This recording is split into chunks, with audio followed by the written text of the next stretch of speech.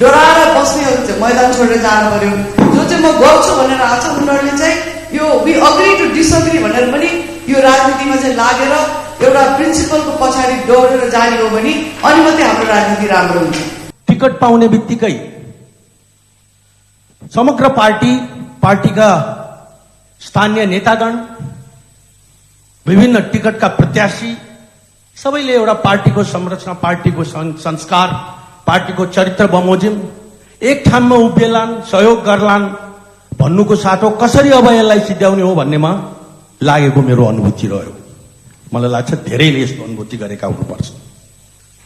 खालि निर्वाचनमा हराउने मात्र होइन, बल्कि विरोधीलाई कसरी जिताउने भन्नेसम्ममा लागेका प्रत्यक्ष प्रमाणहरू चाहिँ नि सार्वजनिक छन् र त्यसलाई पार्टीको सम्बद्ध चाहिँ अनुशासन निकायमा समेत राखिएको छ। त यदि पार्टीको सिस्टमलाई आफ्ना आन्तरिक विवाद, आफ्ना आन्तरिक चाहिँ डिफरेन्सेसहरूका बावजुद पनि, आफ्ना आकांक्षाहरू पूरा नहुँदाखेरि समेत पनि यदि एउटै सूत्रमा बाँध्न सकिएन भने भोलिका दिनहरूमा पनि जुन प्रकारको परिस्थितिहरू बन्दैछ आउने दिनहरूमा, जुन प्रकारको प्रतिस्पर्धा नामै नसुनेका मान्छेहरू उठ्दा समेत मेरो आफ्नै क्षेत्रमा पनि मैले 10,000को भोट पाएका मान्छेहरू समेत फेस गरे। त त्यस अर्थमा चाहिँ नि यो एउटा अत्यन्त गम्भीर समस्या हो। पार्टीले चाहिँ नि यो संस्कारको विकास गर्नै पर्दछ र त्यस्ता मानसिकता बसेका मान्छेहरूलाई पन्छाउनै पर्दछ। अहिले अर्कोतर्फ मैले यहाँ यो राख्नै पर्छ, अहिले हातका दिनहरूमा बाहिर देखिएका पार्टीहरूले जुन रूपले आफूलाई परिचालित गरिरहेका छन्, जुन किसिमका नारा लगाइरहेका छन्, टेक्नोलोजीको माध्यमबाट जसरी सदस्यताहरूको परिचालित गरिरहेका छन् र सदस्य मात्र होइन, भोटर्स मात्र होइन, आर्थिक मोबिलाइजेसन पनि जुन तरिकाबाट भइरहेछ, यदि त्यसलाई हामीले चिर्नका लागि र हाम्रो यत्रो ठुलो एउटा चाहिँ इतिहास बोकेको पार्टीले ती सबै चाहिँ आकांक्षाहरूलाई सम्बोधन गर्नका लागि संगठित भएर एउटै वातावरण बनाउन सकेनौं र त्यसलाई चाहिँ नि अहिलेका प्राथमिकताको केन्द्रबिन्दुमा राख्न सकेनौं भने भोलिका दिनहरू अत्यन्त कठिन हुने कुरो निश्चित छ।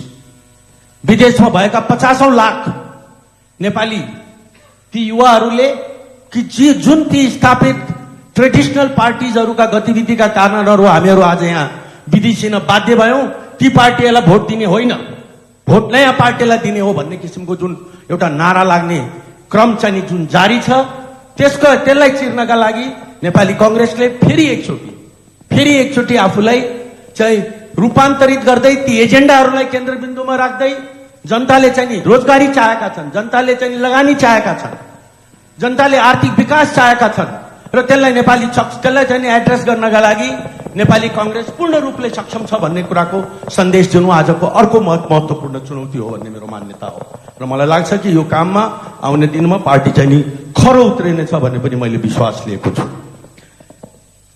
बैंकहरूमा बेपत्ता लिक्विडिटी हुँदाहुँदै पनि राजस्वको यो पालिको चाहिँ यदि स्थिति हेर्ने हो भने अत्यन्त कठिन। म अर्थमन्त्रीज्यूलाई दोष किन दिन चाहन्न भन्ने उनले यो चाहिँ इनहेरिट गरेको चाहिँ एउटा लेगेसी इकोनोमी हो। यो पहिलोचोटि नेपालको इकोनोमी श्रिङ्क भएको स्थिति छ। नेपालको इकोनोमीमा 2 वर्ष अगाडिको राजस्वको तहमा समेत हामीले राजस्व उठाउन सकेनौं। हामीले चाहिँ विनियोजन गरेका पैसा विकासको क्षेत्रमा र साधारण खर्चमा समेत कहाँबाट ल्याएर खर्च गर्ने हो भन्ने कुराको चुनौती आज लाग्छ मलाई आउने दिनहरूमा अत्यन्त गम्भीर रूपमा देखा पर्नेछ। रोजगारीको अभावमा 5 लाख भन्दा बढ्ता युवा रोजगारीका बजारमा प्रवेश गर्छन्। 50,000लाई पनि हामी रोजगारी दिन सक्दैनौं, दुवै सरकारी र निजी क्षेत्रले। त्यसको लागि हाम्रा आउने भावी दिनहरूका योजना के हुने हुन्, हामी कुन रूपले संगठित भइकन पार्टीले तल वार्डको क्षेत्रदेखि माथिको क्षेत्रसम्म रोजगारीका नयाँ अवसरहरू हामी सृजना गर्नेवाला छौं। त्यसको लागि एउटा नयाँ आत्मविश्वासको सञ्चार गर्ने एउटा वातावरण बनाउनका लागि त्यस्ता आवाजहरू, त्यस्ता चाहिँ अनुहारहरू जो कि जनताका अगाडि बिक्छन्, जसको बोली बिक्छ, त्यसलाई पार्टीले यदि अगाडि नबढाउने हो भने पनि फेरि पनि तिनी नारामा देश र देशभित्र र देशभन्दा बाहिर र दैनिक 2000 को तादादमा बाहिर जाने ती मानिसहरूको मानसिकताको नारामा ट्रेडिसनल हाम्रा पार्टीहरूलाई अझै थप चुनौती भोलिका दिनहरूमा फेस गर्नुपर्ने कुरो निश्चित हुन त मोनेटरी पोलिसी आउँदैछ। अर्थमन्त्रीज्यूको आफ्नै भनाइले पनि यो मोनिटरी पोलिसीले पनि इकोनोमीसँग जोडिएका धेरै कुराहरूलाई एड्रेस गर्नेछ, सम्बोधन गर्नेछ भन्ने कुरा चाहिँ बाहिर सार्वजनिक घोष गर्नुभएको छ। मैले पनि विश्वास गरेको छु त्यो होस्, त्यो हुनु जरुरी छ। शिक्षाकै क्षेत्रमा मात्रै पनि यो अहिले आज मात्रैको एउटा आँकडा अनुसार 2 खरब रुपियाँ बाहिर पढाउनका लागि। बाहिर पठाउनुको सट्टा ती क्षेत्र जहाँ चाहिने नेपालीका बच्चाहरू आफ्नो घरबार बेचेर पढ्न गइरहेका छन्, तिनै इन्स्टिट्युसनहरूलाई नेपालमा ल्याइकन ती नेपालमै चाहिने उनीहरू चाहिने त्यो प्रकारका चाहिने एजुकेसनल इन्स्टिट्युसनको एउटा ठुलो सञ्जाल बनाउन सकिने स्थितिलाई यदि हामीले निर्माण गर्न सकेनौँ भने एकतर्फ चाहिँ नेपालका ट्यालेन्ट्सहरू कहिले पनि नफर्किने गरिकन बाहिर जानेछन् भने अर्कोतर्फ चाहिँ यसै गरिकन पैसा बाहिर जाने क्रम जारी नै रहनेछ। अब म 11 महिनापछि बैठक भयो, खुसी प्रकट गर्न त सक्दिनँ, तर आगामी दिनमा यस्तो नहोस् आग्रह गर्न चाहन्छु। खास गरी आज कांग्रेस संकटमा छ भन्ने मानेर म कसैको दाई भाइ या अनुयायी नभइकन नेपाली कांग्रेसको विद्यमान समस्या हल गर्नका निम्ति आत्ममूल्याङ्कन जरुरी छ भन्न चाहन्छु। पार्टीलाई सुधार गर्न जरुरी छ। पार्टीको स्वास्थ्यमा समस्या छ, सिटामोलबाट यो समस्या हल हुने स्थिति छैन। कतिपय सन्दर्भमा यसको सर्जरीकै आवश्यकता छ। त्यसकारण लामो समयदेखि पार्टीमा भएका विभिन्न घटनाहरूका कारणले पलायनता, निष्क्रियता र विद्रोहको मानसिकता देखिन थालेको छ। हामीले यो स्थितिलाई अन्त्य गर्न सक्नुपर्छ। मेरो विचारमा पदाधिकारीज्यूहरूबाटै अनुमोदन भएर महामन्त्रीले यहाँ प्रस्ताव पेश गर्नु भएको छ। विद्यमान विधानभित्र रहेर योभन्दा फराकिला कुराहरू गर्न सक्ने स्थिति छैन। तर मेरो विचारमा यति मात्रै कुराले हामीले कांग्रेस रूपान्तरित भएको, नयाँ सन्देश लिएर आएको भन्ने प्रमाणित गर्न सक्दैनौं। सबैभन्दा पहिला त म आग्रह गर्न चाहन्छु, महामन्त्रीज्यूले क्रियाशील सदस्य खुला भएको भन्नुभएको होइन, नेपाली कांग्रेसको सदस्यता खुला भएको भन्नुभएको। नेपाली कांग्रेस पार्टी मेरो विचारमा मासबेस पार्टी हो। आज हामीले हाम्रो बैठक फेसबुकबाट लाइभ गरिरहेका छौं। मासबेस पार्टीको सदस्यताको वर्गीकरण हुँदैन। मासबेस पार्टीमा कसलाई सदस्य दिने भनेर दिने र लिने हुँदैन। मेरो विचारमा सदस्यता जसले खोजेको हुन्छ त्यसले पाउने व्यवस्था हुनुपर्छ। त्यसकारण म एउटा प्रकारको मात्रै सदस्यता कायम गरिनुपर्छ र त्यो सदस्यता लिन चाहनेलाई दिनुपर्छ। अनि त्यो दिने प्रावधान धेरै अप्ठ्यारा प्रावधानहरू हुनु हुँदैन। सजिला प्रावधानहरू राखेर जसले जहाँबाट लिन चाहन्छ त्यसलाई सदस्यता दिने व्यवस्था गरिनुपर्छ भनेर म आग्रह गर्न चाहन्छु। अघि चिनकाजी दाइले पनि उल्लेख गर्नुभयो, अहिलेको विद्यमान व्यवस्थाभित्रबाट कसैले पनि बहुमत ल्याउने स्थिति छैन। यो स्थिरता दिने स्थिति छैन। अनि हामी निर्वाचन भन्दा अगाडि गठबन्धन गर्नु हुँदैन भनेर भनिरहँदा त्यसको सान्दर्भिकता अन्त्य गर्ने स्थिति छैन। त्यसकारण केही संवैधानिक प्रावधानहरूलाई संशोधन गर्नका निम्ति नेपाली कांग्रेसले नेतृत्व गर्नुपर्छ भन्ने मलाई लाग्छ। समावेशी समानुपातिक प्रतिनिधित्वको व्यवस्था हुने गरी प्रतिनिधि सभाको प्रत्यक्ष निर्वाचन हुने व्यवस्था गरिनुपर्छ। मेरो विचारमा त्यसका लागि 201 सिटमा निर्वाचन हुने व्यवस्था गरौं। त्यहीभित्र समावेशी र समानुपातिक प्रतिनिधित्व हुने व्यवस्था सुनिश्चित गरौं। त्यो संसारमा त्यस्ता खालका प्रावधानहरू छन्। प्रदेशमा पनि समानुपातिक समावेशी प्रतिनिधित्व प्रत्यक्ष निर्वाचनबाटै हुने व्यवस्था गरौं। राष्ट्रिय सभाको संख्या जम्मा 35 मा पुर्याउँ, त्यहाँभित्र समावेशिता हुने व्यवस्था गरौं। म कांग्रेसले त्यो विषयलाई अगाडि बढाओस् त्यो आग्रह गर्न चाहन्छु। अब हाम्रो पार्टीका आन्तरिक चुनावहरू सबै पार्टी सदस्यले मतदान गरेर हुने व्यवस्था गरौं।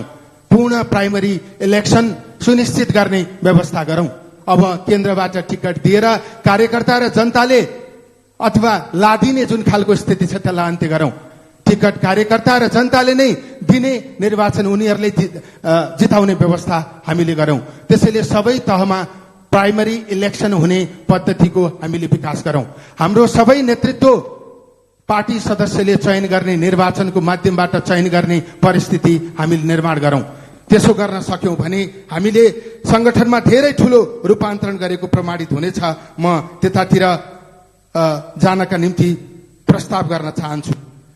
हामीले यो पार्टीको एउटा व्यक्तिलाई कतिपटकसम्म चाहिँ टिकटको मौका दिने? मेरो विचारमा एउटा व्यक्तिलाई 4 पटक भन्दा संघीय संसदको टिकटको मौका दिनु हुँदैन। त्यसपछि प्रदेशमा यसलाई 2 पटकमा कायम गरिनुपर्छ। समानुपातिकको व्यवस्था नहटेसम्म 1 पटक भन्दा दोहोऱ्याएर समानुपातिकको प्रतिनिधित्व गर्ने व्यवस्था हुनु हुँदैन। म त्यो आग्रह गर्न चाहन्छु। त्यसपछि पार्टीबाट सरकारमा नेतृत्व गर्दै गर्दा प्रधानमन्त्री, मन्त्री, मुख्यमन्त्री, प्रदेश मन्त्री 2 पटक भन्दा हुन नपाइने व्यवस्था कडाइका साथ लागू गरौं। म त्यो आग्रह गर्न चाहन्छु। त्यस्तै पार्टीको निर्णय प्रणाली जुन तहको निर्णयलाई, जस्तै कार्य सम्पादन समितिको निर्णयलाई केन्द्रीय कार्य समितिले 2 महिनाभित्र अनुमोदन गर्नुपर्नेछ भन्ने व्यवस्था राखिएको छ भने 2 महिनाभित्र अनुमोदन गरिएन भने त्यो निर्णय स्वतः बदर हुने स्थिति निर्माण गरौं। भ्रष्टाचार र सुशासनको सन्दर्भमा म के आग्रह गर्न चाहन्छु भने हाम्रा केही नेताहरू अप्ठ्यारोमा हुनुहुन्छ। थप अप्ठ्यारो बनाउन खोजेको होइन, पार्टीलाई बचाउन खोजेको। मैले सजिलो बनाएर सजिलो हुँदैन। म आग्रह गर्न चाहन्छु, यो भावनाको विषय होइन, यो एउटा सिद्धान्तको विषय हो। यो नैतिक प्रश्न मात्रै होइन, यो कानूनी प्रश्न पनि हो। त्यसकारण म जति पनि घटनाहरू छन् त्यसको निष्पक्ष छानबिन गर्नका निम्ति कांग्रेसले सहयोग पुर्याउनु पर्छ। कानूनी प्रावधानलाई पूर्ण रूपमा आफैभित्र कार्यान्वयन गरिने स्थिति निर्माण गर्नुपर्छ। अझ त म के आग्रह गर्न चाहन्छु भने गणतन्त्र प्राप्तिपछि जति पनि चर्चित घटनाहरू छन् ती सबैको छानबिनको नेतृत्व नेपाली कांग्रेसले गर्नुपर्छ भन्ने आग्रह गर्न चाहन्छु। गणतन्त्र प्राप्तिपछि उच्च पदस्थहरू सबैको सम्पत्ति छानबिन गर्नु पर्ने माग कांग्रेसले राखेर त्यो प्रक्रियाको नेतृत्व कांग्रेसले गर्नुपर्छ भन्ने आग्रह म गर्न चाहन्छु। अहिले हाम्रो यस्तो अचम्मको परिस्थिति बनेको छ, सरकारमा छौं, जस लिने गरी ती विषयहरूको वकालत गर्न सक्दैनौं, असहमति गरेर सरकारबाट बाहिर जान पनि सक्दैनौं। यो त हदैसम्मको सत्ता लिप्सा देखिएन र। त्यसकारण व्यक्तिले कमजोरी गर्न सक्छ, पार्टीले सक्दैन। यो सिद्धान्तमा आधारित भएर यसलाई त्यस ढंगबाट बुझौं भन्ने अनुरोध गर्न चाहन्छु।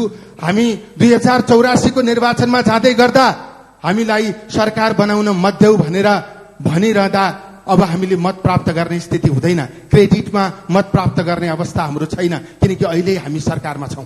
अहिले हामी सरकारमा बसेर 84 को निर्वाचनमा जाँदा हामीले यति कामहरू गर्यौं, हामी यस्तै अरू कामहरू गर्छौं, हामीलाई सरकारमा पुर्याइदेऊ भनेर भन्ने स्थिति हुनुपर्छ। हामीले सुरुवात गरेको यो काम पूरा भएको छैन, यो पूरा गर्नका निम्ति हामीलाई मत देऊ भनेर भन्ने स्थिति हुनुपर्छ। जहिले पनि नेपाली कांग्रेसले गरेको छ, तर यो पालिको महामन्त्रीको प्रतिवेदनमा त्यस्तो अलि दूरगामी असर पर्ने या हाम्रो देशलाई हाँक्ने जस्तो केही कुरा पनि मैले यो पालि akiन र म अलिकति अचम्मित पनि भएँ, किन मैले चाहिँ महामन्त्रीको प्रतिवेदन भनेको राजनीतिक दस्तावेज हुन्छ होला भनेर सोचेको थिएँ। तर यो राजनीतिक दस्तावेज भन्दा पनि एउटा एनजिओ को विश लिस्ट जस्तो मलाई लाग्यो। धेरै कार्यक्रम गर्ने, तर कार्यक्रमको उपलब्धि के हो त? सो त्यो चाहिँ क्लियर भएन र मलाई चाहिँ के सुझाव दिन मन लागेको छ भने 3-4 वटा कार्यक्रम गरौँ, ठोस कार्यक्रम गरौँ र त्यसको उपलब्धि के हो र 2-3 चाहिँ डाइरेक्सनमा हाम्रो पार्टी जानुपर्छ जस्तो लाग्छ। एउटा चाहिँ सुशासन र सुशासनको लागि हामी कति प्रिपेयर्ड छौँ। किन म सदैव प्रधानमन्त्री शेरबहादुर देउवाजीको धर्मपत्नी भएर 4-5 चोटि उहाँ सँगसँगै के हुन्छ रहेछ त भनेर हेर्न पाएँ। हाम्रो मन्त्रीजीहरू प्रिपेयर्डै हुनुहुन्न, मन्त्री भएर जानुहुन्छ, सिक्दा सिक्दै मन्त्रालय पनि गइसक्छ, उहाँहरूले बुझेकै हुन्न, सबै गइसक्छ। सो हामीले पार्टीभित्र हरेक मन्त्रालयको के हो त भनेर बुझ्नु पर्यो, मेकानिजम के हो, के चाहिँ गर्न खोजेको छ र त्यसको लिङ्क हाम्रो घोषणा पत्रसँग कहाँ छ त? हामी घोषणा पत्र खालि त्यो चुनावको लागि मात्रै हो र? घोषणा पत्रसँग सरकारको लिङ्क गर्न हामीले जान्नु पर्यो। सरकारको नीतिहरू र नियम कानुनहरू पनि बनाउँदाखेरि हामी सांसद भए पनि हामी मन्त्री भए पनि कहाँ छ त मेल खाने? सो त्योलाई इङ्गित गरेर हाम्रो पार्टीले चाहिँ प्रोग्राम बनाउनु पर्छ जस्तो मलाई लाग्छ। अनि मात्रै हाम्रो भोट ब्याङ्क बढ्छ। हामी जान्छौँ फिल्डमा एउटा कुरा भन्छौँ, अर्कै कुरा गरेर जान्छौँ अनि हामीलाई भोट आउँदैन। र यो संगठनको विस्तारमा 2टा कुरा मात्रै गर्नुपर्छ। एउटा कुरा के हो भने प्रशिक्षण र यो नम्बर बढाएर केही हुँदैन। मलाई यस्तो जिल्लाहरू थाहा छ जहाँ चाहिँ ओडाहरू थाहा छ जहाँ चाहिँ ओडामा भएका केन्द्रीय सदस्य के अरे क्रियाशील सदस्य भन्दा कम भोट आएको ओडाहरू मलाई थाहा छ। यहाँ तपाईँहरू सबैलाई थाहा होला सायद। त्यस्तो हुन मात्रै बोकेर के काम?